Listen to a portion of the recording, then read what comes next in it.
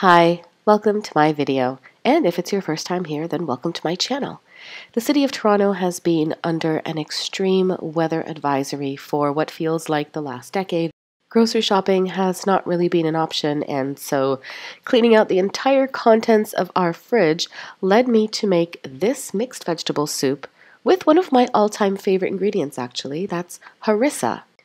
Because I always seem to have an endless supply of onions, zucchini, usually a pretty big cauliflower and carrots, I wasn't scraping around for too much. But this soup is essentially something made out of nothing.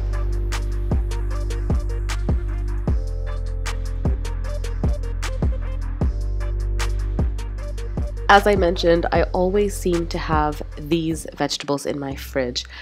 A week doesn't go by where I don't pick up a cauliflower or a bag of carrots because we do a lot of juicing, and I am really fond of zucchini.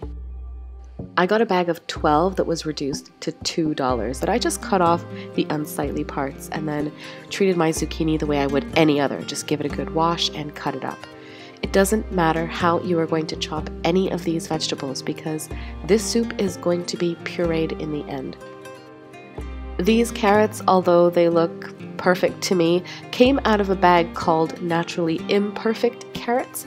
We sometimes get these really big bags of carrots that are like 5 pounds and 10 pounds, and they're imperfect because they're not straight, or they might be a little bit cracked in one area, but I buy those carrots because they're absolutely fine, and far too much of the food that is grown in the world goes to waste anyways. So I buy those carrots, I juice them, I put them in stews and soups and curries, and I don't see anything wrong with it.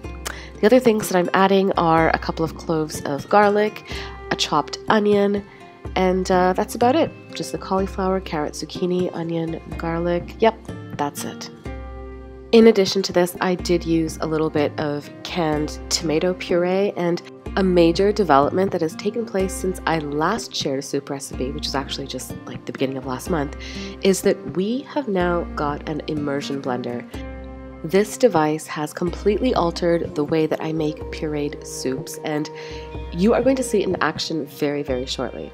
So to continue making our soup, heat up some olive oil in a large stock pot over medium-high heat and add in the chopped veggies. I didn't even wait for the oil to heat up. I simply added them in and combined them with the oil. And I've kept the seasonings very simple in this soup. As usual, there is salt and pepper, and the not-so-secret ingredient is harissa. If you're not familiar, harissa is a Tunisian pepper paste. It's usually made from serrano and bakloti peppers. It also sometimes contains coriander and caraway seeds. It's all blended up together. So by adding this one ingredient, you can actually add a lot of depth of flavor and complexity because the paste itself contains so many other things. In addition to the harissa, I added some dried oregano and of course the tomato puree. That's about 3/4 of a cup of that. And once those ingredients are properly combined, it's time to add some vegetable stock or some water. I'm just adding water. And I really couldn't tell you how much because I've stopped measuring how much water and stock I add into my soups. I've developed a little trick, and that is to simply make sure that the veggies are covered in water. That tends to work out just fine. It hasn't really faulted me yet, so that's what I continue to do. Then I added a bay leaf, covered it all up, and brought everything to a boil for 25 minutes. This smelled so delicious the whole time that it was boiling. Even Kitty stayed really close by during the cooking process.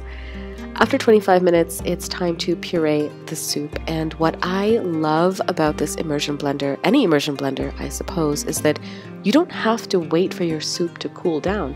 You can just put the blender directly into your pot and puree your soup until you've achieved the desired texture. And not only does this save a ton of time, but I also find that this blender achieves a smoother texture than my traditional countertop blender. I then added about a 1/4 cup of heavy cream into this soup. That is completely optional, but I added it because I had it in my fridge. You could keep this vegan if you want to. You could add coconut cream or just omit it altogether. I served this soup with a garnish of baby arugula, a little bit of olive oil drizzled on top, and some Parmesan cheese. Again, just things that I happened to have in my fridge because we really had not been leaving the house that often during the cold, just to work and back and not really going to the grocery that much in between. But this soup was so comforting. The heat from the harissa wasn't too much, it was just enough, a hint of something exotic, and I was actually able to freeze about 2 portions of this soup for later on when I don't feel like cooking, and I know that it's going to come back just fine on the stove. I hope you found this recipe useful and instructive. Thanks for spending time with me. Do comment, share, and like, and subscribe to this channel, and I will see you next week with another recipe. Bye-bye.